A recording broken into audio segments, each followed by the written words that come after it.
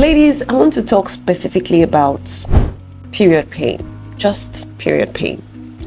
Because for most of my life, I believed the same thing many women believe, that severe period pain is normal.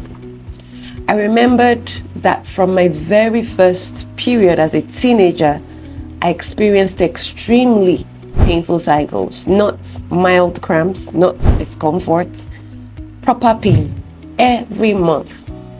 While I was in the university, I remembered that my colleagues in the hostel would sympathize with me and say, "Oh, sorry, that's just the way it is. Are you going to use a painkiller?" And we just had those conversations like it was normal.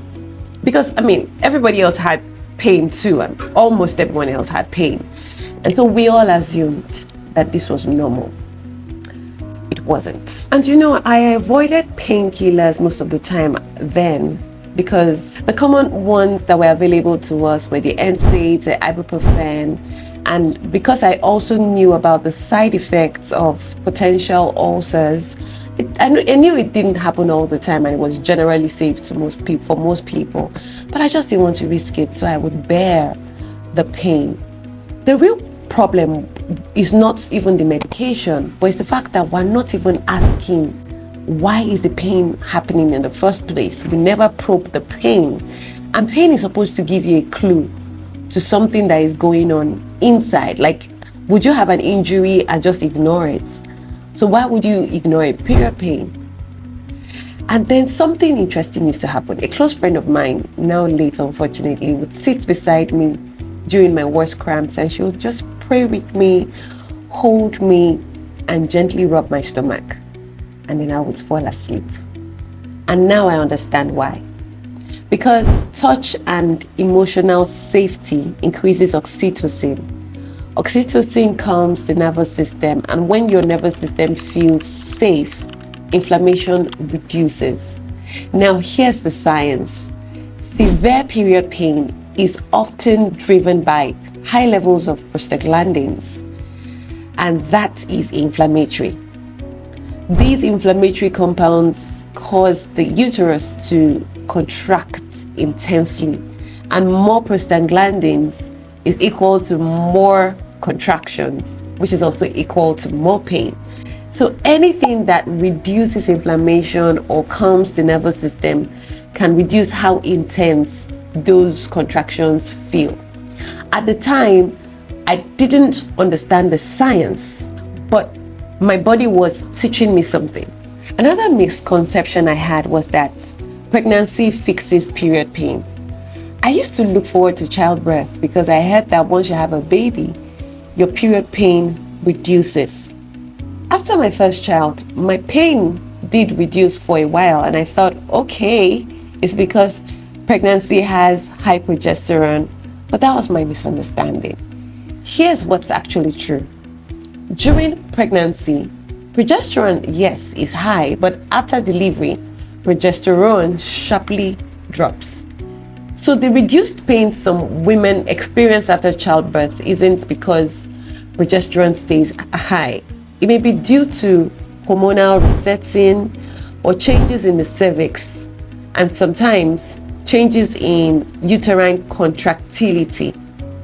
And in some cases, there's also temporary suppression of ovulation, especially during breastfeeding. In my case, a few years later, the pain returned, which told me something important, that the root cause was still there.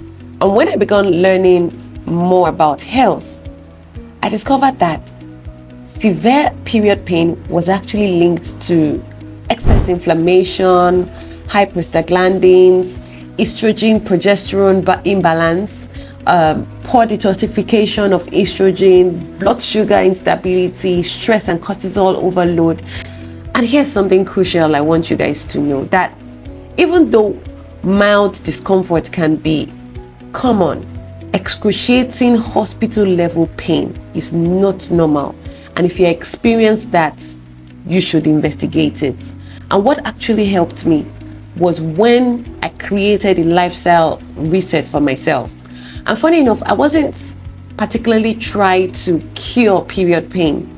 I was trying to reduce inflammation in my body. I was trying to balance my hormones. But here are the things that made a measurable difference. First was removing highly processed and high sugar foods from my diet. This helped me to stabilize blood sugar. And why does that matter? Because insulin spikes can increase inflammation and worsen hormonal imbalance. And then stable blood sugar leads to more stable hormones, which also leads to lower inflammatory signaling. The second thing I did was that I increased fiber. For me, this was a major shift because fiber supports the gut's ability to eliminate excess estrogen. And if estrogen is not cleared properly, it would recirculate into your body and worsen cramps. Healthy gut function is very, very important in facilitating and supporting better hormone clearance. The next thing was magnesium. Many times in the African diet, you don't know that you are deficient in certain things until you start experiencing some signs and symptoms like the period pain. Now, magnesium relaxes smooth muscles, including the uterus. It reduces prostaglandin production and it supports the nervous system, helps it to just calm down. Better circulation means less stagnation. It also reduces stress, which affects cortisol. And cortisol matters because chronic stress can interfere with progesterone balance. Another thing that I underestimated was sleep. Sleep regulates cortisol, regulates insulin, hormone signaling, inflammatory pathways, and poor sleep can worsen PMS and cramps. And this was something that I had to learn the hard way. Now, after my experience, I want you to know that, look, I don't believe anymore that severe pain is just how women are and that you should suffer silently and that pain is purely genetic and unchangeable. I also don't believe that quick fixes will solve root causes. And for me, remember when I used to ignore pain and think I was strong? Bro, I no longer believe that ignoring pain is strength. Rather, I believe that pain is communication. I'm grateful for the times I bore my pain because I don't know if those medications would have caused anything long term. But I'm grateful because I was driven to manage the pain in a holistic manner, which I do now. And now I believe that my period and your period is a monthly report card for people who experience pain. And severe pain is often an inflammatory signal. And I also know that lifestyle affects prostaglandin levels. Your nervous system safety matters, so don't be stressed out. I also believe that consistency beats perfection. Most importantly, you don't manage period pain by fighting your body. You reduce it by supporting your body. Finally, if your pain is mild and manageable, lifestyle optimization may significantly improve it. But see, if your pain is severe, disabling, and progressively worsening, please investigate. Investigate with a qualified professional because conditions like endometriosis or other disorders can cause severe pain that require medical assessment.